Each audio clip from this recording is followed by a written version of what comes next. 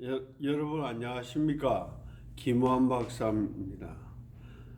그간 제가 몸이 불편해서 동영상을 못 올려 죄송합니다. 오늘 말씀은 특별히 이 방언이란 무엇인가에 대해서 한번 생각해 보도록 하겠습니다.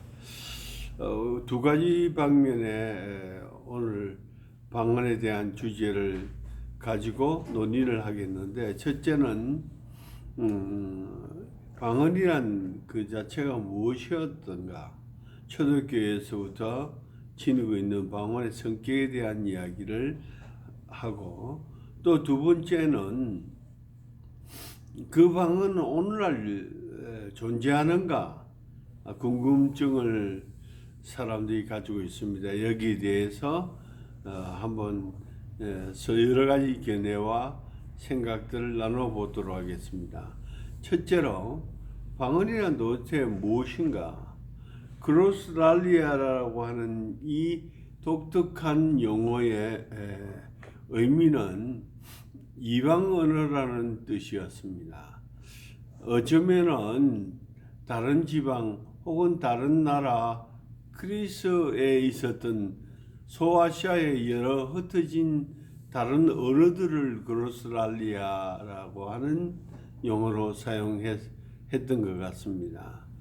그러나 기독교에서 독특한 일들이 벌어졌습니다.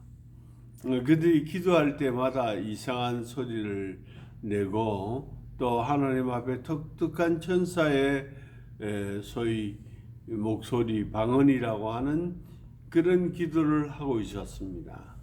이런 일들이 비일비재하게 많이 일어나고 있었어요. 이것은 단지 고린도 교회에 국한해서 나타났던 것이 아니고, 일반적으로 많은 그리스도인들이 이런 체험을 하고 있었습니다.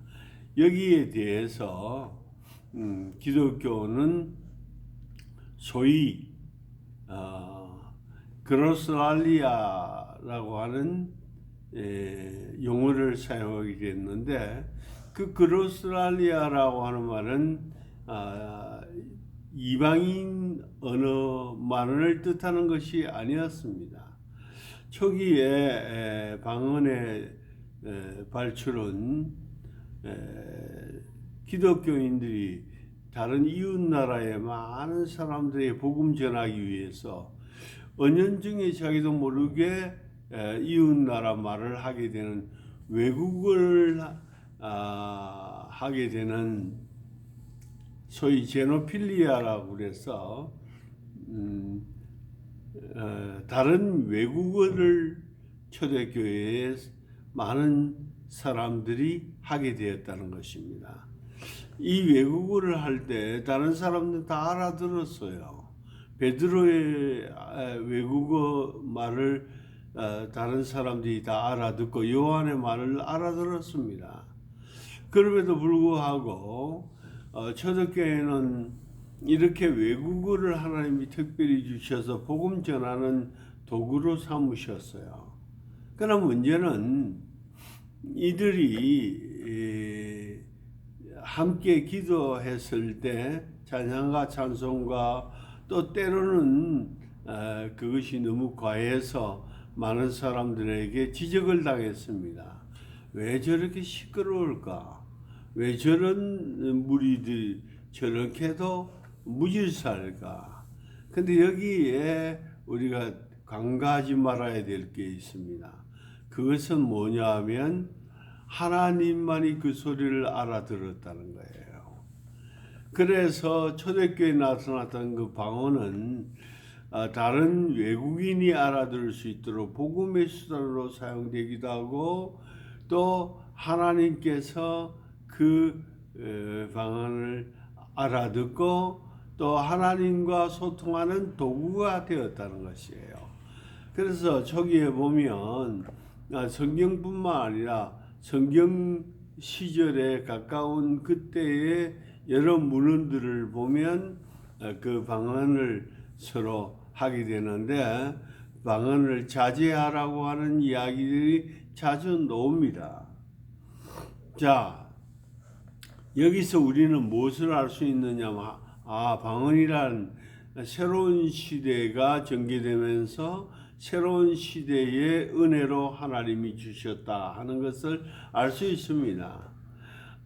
이는 하나님 보좌 앞에 7명 성령이 계신데 그 성령에 대하여 이사야 11장 2절에는 말하고 있습니다. 그 7명의 순서가 바로 바울이 고린도전서 12장 그 4절부터 말하는 9가지 은사의 순서입니다. 그리고 방언은 바로 새로운 말을 하며 새로운 삶의 하나님과의 소통을 하며 마귀와의 관계를 끊는다. 그리고 새로운 삶이 피조물이 형성되었다 하는 그런 신호로 하나님께서 또 특별히 자기 백성들에게 은혜를 주신 것이었어요. 문제는 많은 사람들이 이런 체험을 가지고 있었지만은 이런 체험이 없는 사람도 있었습니다. 그러나 어쨌든 간에 초대교회는 바로 7 은사 곧 성령의 표시와 더불어 새로 하나님과의 관계성이 맺혀졌다고 하는 놀라운 그 표시로 방언이 주어지고 또 방언 통역의 은사도 함께 주어진 것입니다. 이것이 바로 9가지 은사의 특징이었습니다. 자, 이 방언은 한편으로는 외국으로 다른 사람에게 복음 전하는 것이고 다른 한편으로는 이 방언을 통해서 하나님과의 관계를 맺고 있었습니다. 다른 사람이 알아듣든 말든 하나님과의 긴밀한 소통이 이 도구를 통하여 이루어지게 되었습니다.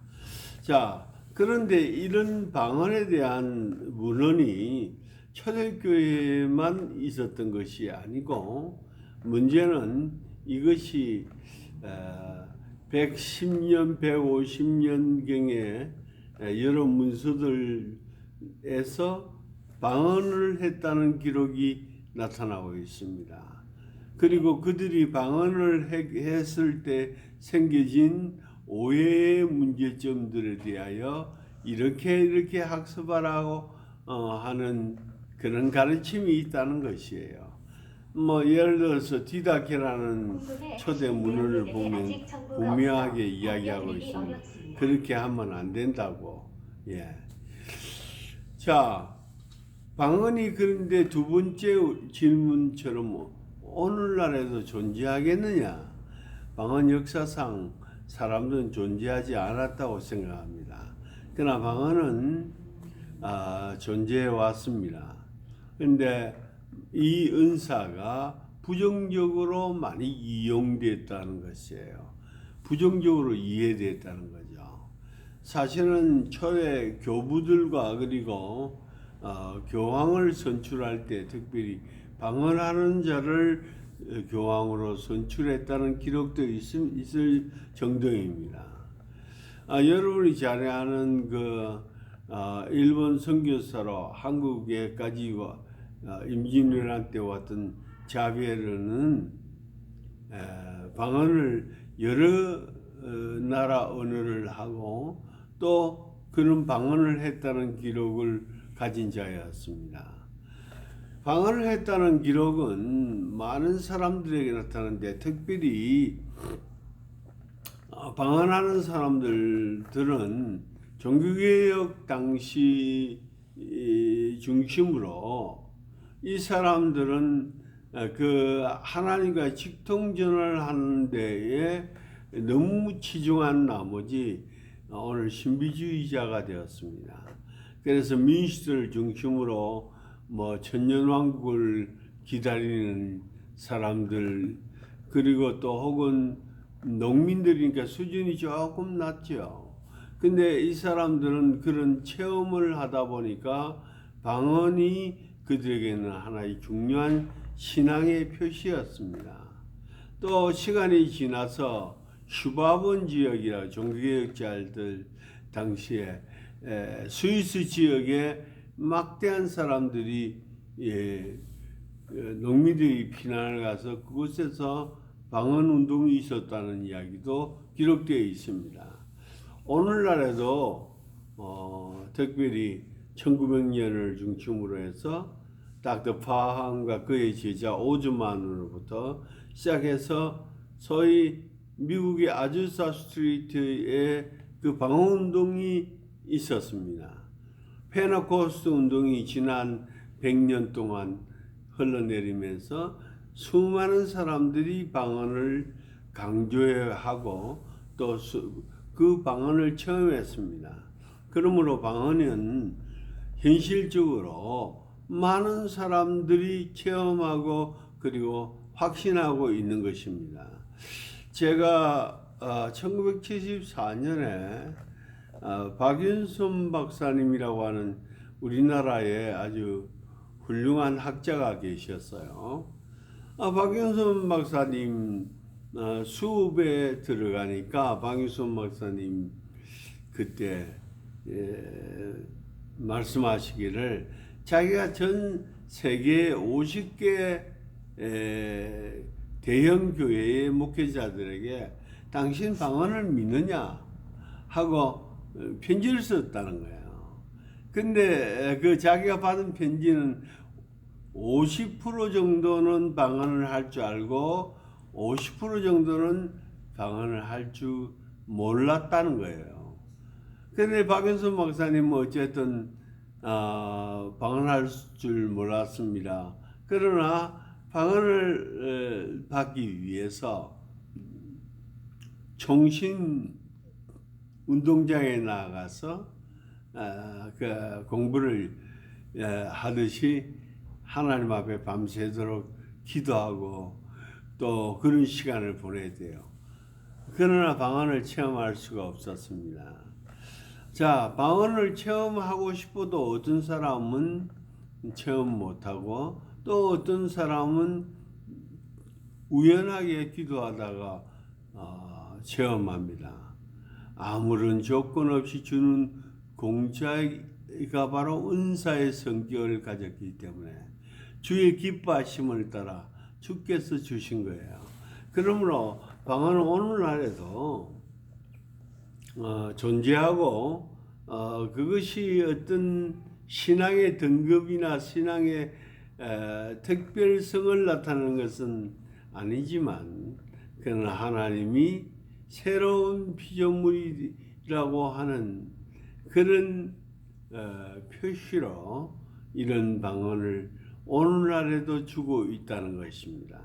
많은 사람들이 이 방언을 체험했지만 그러나 제한하고 성령의 역사를 처음부터 거절하고 그리고 또 대부분의 정통교회가 이 방언으로 인하여 생기신 문제들 때문에 거절합니다.